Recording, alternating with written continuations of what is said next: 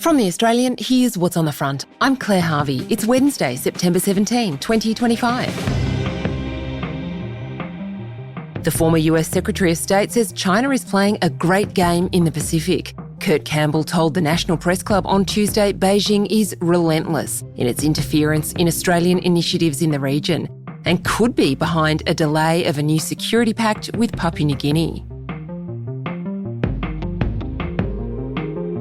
Susan Lee will warn Australia is in danger of losing its AAA credit rating if reckless spending goes unchecked. The opposition leader will make her first major economic speech on Wednesday. She'll commit to putting a handbrake on taxes.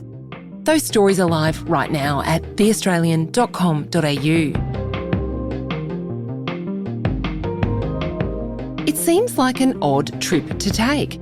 The Victorian Premier is catching trains around China to talk up Chinese investment in projects like renewable energy and maybe even public transport, as well as her ambitions to bring in more Chinese students. They're all topics that make the federal government very nervous. So, what's Jacinta Allan really up to in China? Anthony Galloway joins us from a bustling Beijing railway station.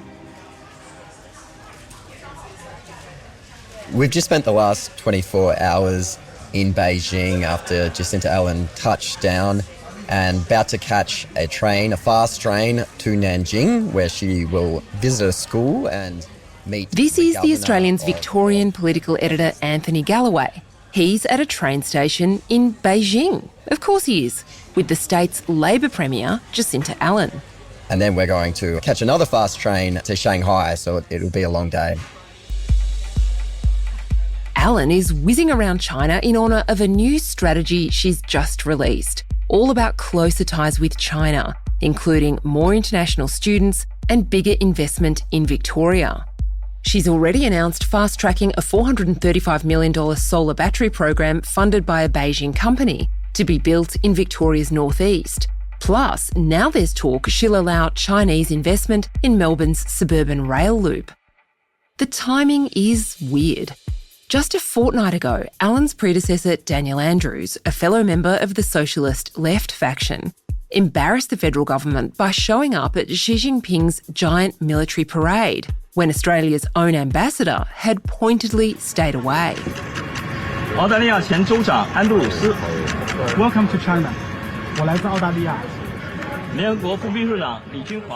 Dan Andrews' appearance at that controversial military parade has really complicated the optics for Jacinta Allan's trip. Her entourage weren't happy with it because this trip was locked in months ago, and all of a sudden her predecessor is appearing at an event very much endorsing China's geopolitical kind of moves in the region and the world, when Jacinta Allan really wants to focus on things like education, boosting exports and boosting Chinese investment into Victoria. So she wants to keep it about the economy, jobs. She doesn't want to be talking about any kind of controversial geopolitical issues to do with Beijing.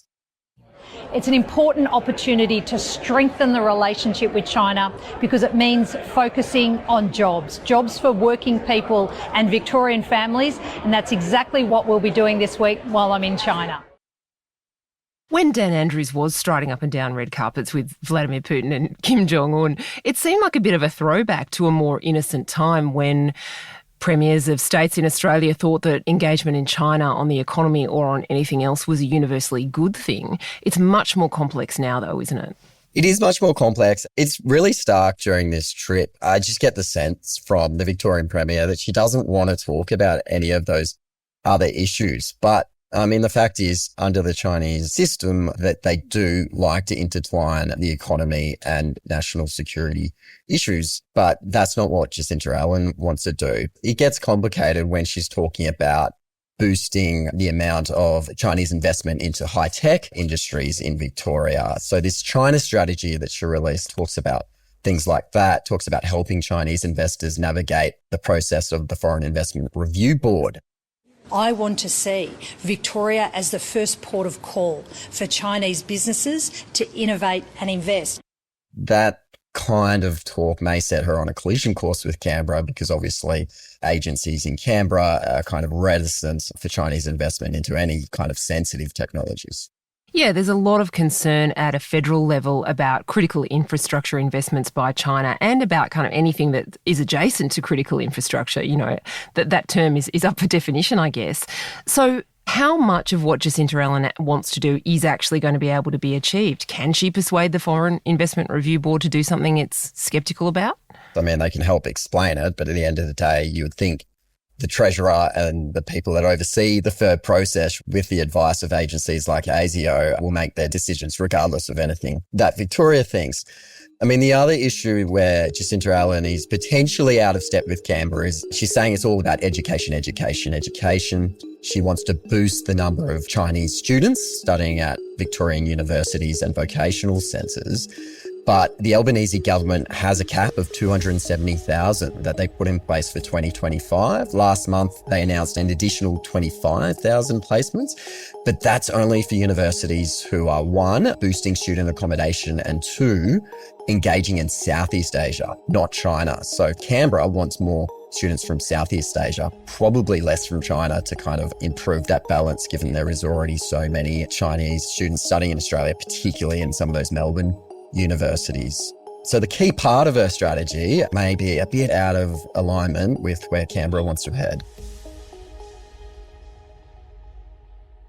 Yeah, part of the federal government's anxiety about student numbers is related to housing, which of course is their great undelivered promise from the previous election. You know, they promised to get housing affordability under control because they knew it's a massive issue, particularly in Sydney.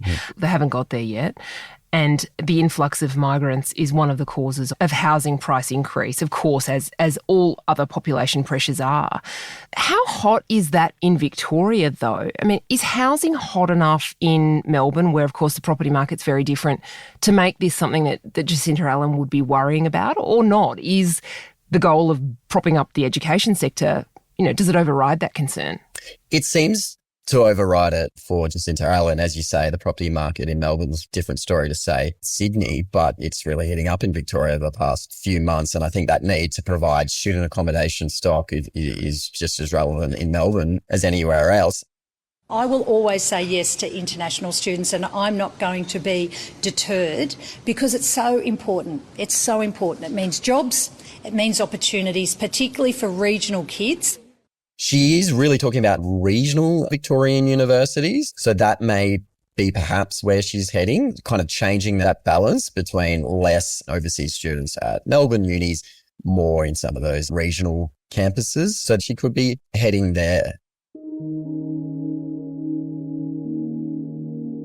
What's your sense of her as a leader, Anthony, in light of this trip? You know, she's potentially starting a fight with Anthony Albanese. She's not happy about Daniel Andrews, but she's forged ahead anyway. She's on this trip. Is she kind of, a slightly unwilling guest of the Chinese government and having to make it all look good? Or is this, the Jacinta kind of crash or crash through strategy? It seems a bit that way. I mean, it's hard to see what they want out of this trip except more of the same. To go back to the strategy, it's a lot more vague than the plan released by Daniel Andrews in 2016. It doesn't sign Victoria up to hard targets. It will be really hard to judge this strategy in a few years' time about whether it's a success or a failure. So one is left wondering, is a big reason why this trip is taking place more about politics. So her entourage includes 5 Labor MPs with the highest number of Chinese Australian voters. So is it really about pitching to Chinese Australians who were so crucial to state Labor's win last election, heading into a November election in 2026, reminding Chinese Australians in Victoria that the Liberal Party can't talk to these voters and that Labor really can? I have to great. go. Thank you. Okay, excellent. You go. That's Thanks fine. so much. Send me the audio. Just you can send it on WhatsApp. It was great. Thanks. Okay. Cheers. Catch up, mate. See ya. Bye.